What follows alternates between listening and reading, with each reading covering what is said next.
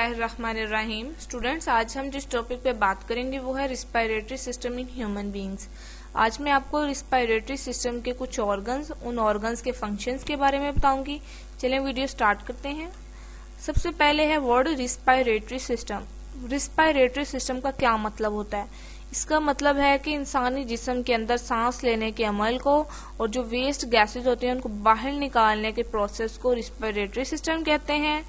अगर हम respiratory system की बात करें तो इस पूरे प्रोसेस को, जो उस पूरे प्रोसेस के अंदर कुछ ऑर्गन्स होते हैं जिनको हम नॉस्ट्रिल्स कहते हैं, नेजल कैविटी कह सकते हैं, oral cavity, pharynx, trachea, larynx कह सकते हैं। रिस्पायरेटरी सिस्टम के अंदर ऑक्सीजन को इनहेलेट किया जाता है बॉडी के अंदर, और उसके बाद waste gases like carbon dioxide जैसे गैसेस को बॉडी से बाहर निकाला जाता है। इस पूरे प्रोसेस को रिस्पायरेटरी सिस्टम कहते हैं।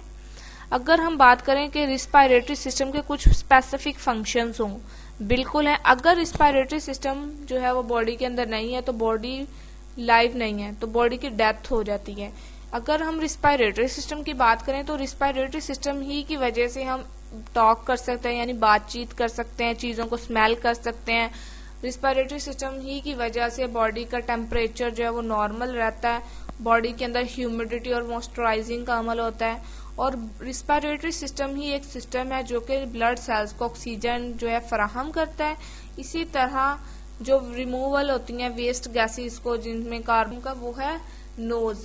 नोज कहेंगे कि नोज के अंदर जो नेजल कैविटी से पहले कुछ हेयर और म्यूकस होते हैं जो कि एयर के अंदर से डस्ट पार्टिकल्स और कुछ बैक्टीरिया को वहीं रोक देते हैं। उसके बाद जो एयर फिल्टर हो जाती है उसको पूरी बॉडी तक सप्लाई करते हैं और बॉडी उसको यूटिलाइज करती है।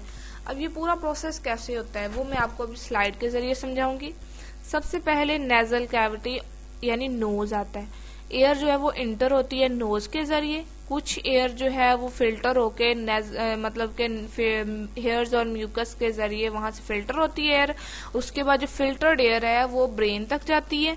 उसके बाद जो बाकी एयर है वो पूरी बॉडी को सप्लाई की जाती है। वहां से जो एयर है वो फेरेक्स में आती है, एपिग्लॉटिस से गुजरते गुजरती लैरिंक्स में आती है, लैरिंक्स से फिर ट्रैकिया में आती है, और जब ट्रैकिया में आती है तो वो एयर डिवाइड हो जाती है लेफ्ट लंग में और राइट लंग में। और ये लंग्स के बाद फिर लंग्स के अंदर कुछ ब्लड कैपिलरीज होती हैं जो कि उस एयर को पूरे ब्लड सेल्स तक पहुंचाती हैं। उसके बाद पूरे बॉडी के ऑर्गन्स तक देती हैं। इसके अंदर कुछ ब्लड कैपिलरीज होती हैं जो कि फिल्टर्ड एयर को पूरी बॉडी तक पहुंचाती हैं, यानी पूरी बॉडी को सप्लाई करती हैं और ब्लड को फिल्टर करती हैं। उसके बाद आता है एक्सचेंज का अमल।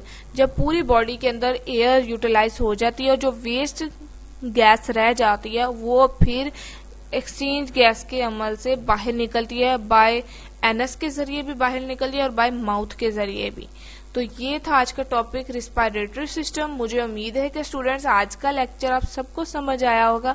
अगर कुछ समझ ना आए तो आप कमेंट करके पूछ सकते हैं। प्लीज मेरे चैनल को लाइक करें, दोस्तों के साथ शेयर करें और सब्सक्राइब करें। अल्लाह हाफिज।